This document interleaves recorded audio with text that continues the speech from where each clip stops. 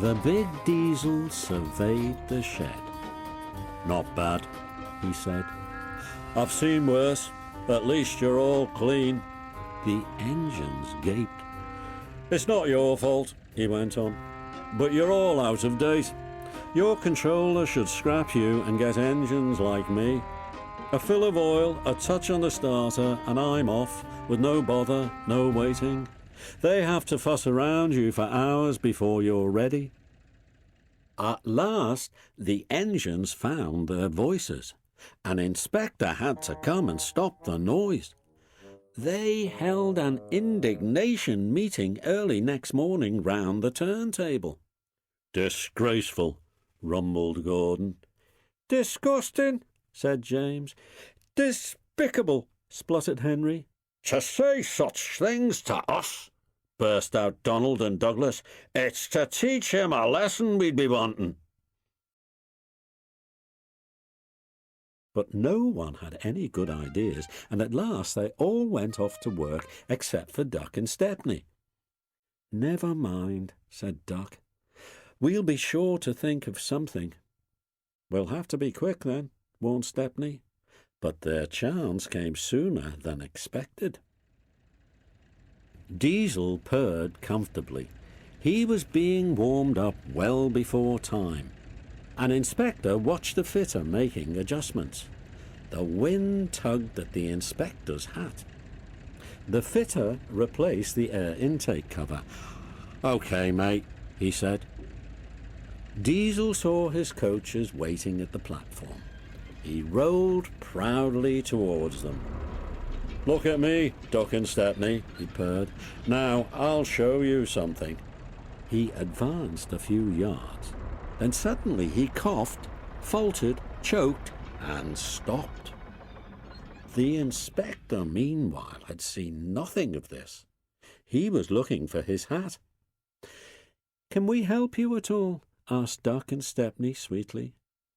Diesel seethed with baffled fury as they pushed him back to the shed. "My hat!" exclaimed the inspector as the cavalcade went by. "Bother your hat," said the Fat Controller crossly. "The train's due out in 10 minutes, and you'll have to take it, Duck." Duck looked doubtful, but when Stepney asked, "Can I help him, sir?" he felt better. The Fat Controller was pleased too, and hurried away almost cheerfully to make the arrangements. The engines and their crews made careful plans. "A good start's everything on a job like this," warned Stepney. So as they backed down, they dropped sand on the rails, rolling it firm with their wheels. Both controllers were there to see them off. "Gordon will take over from halfway," said the Fat Controller. "So get the train there. Never mind about being late. Good luck." "Don't worry, sirs," smiled Stepney. "We'll get there and be early too." They stood waiting, sizzling with excitement, ready and eager to be off. At last, the guard's flag waved. The engines dug their wheels into the sand and gave a mighty heave. "Come on, come on," puffed Duck, while Stepney barked excitedly in front. Moving carefully over the points, they reached the open line. "Now for a sprint," whooped Stepney. "I'm ready when you are," puffed Duck. Faster and faster they went, till their wheels were turning at such speed that the side rods were merely blurs. Under clear signals, they whizzed through Edward Station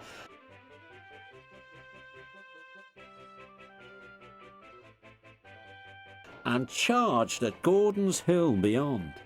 They felt the drag of their 15 coaches here. It was hard work, but once over the top, the last 10 miles were plain running. And they swept into the big station in fine style. "Hullo," said Gordon. "You're early." That's one in the headland for old Diesel. Have you heard the latest? He chuckled. Diesel had sucked the inspector's hat into his air pipe. That's why he broke down. James says he's sick as boiler sludge and sulking in the shed. Out of date, are we? Ho, ho, ho. And still laughing, Gordon puffed away.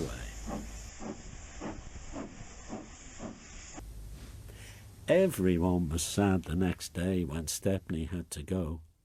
All the engines who could came to see him off. The fat controller made a speech, and so did Stepney's controller. Donald and Douglas made everyone sing Auld Lang Syne, and then Stepney and his controller puffed off to a chorus of cheers and whistles. Goodbye, Stepney, come again, goodbye, goodbye. But what about Diesel? He'd slipped away the night before. He said goodbye to no one, but left two things behind: the nasty smell of bad manners and a battered bowler hat.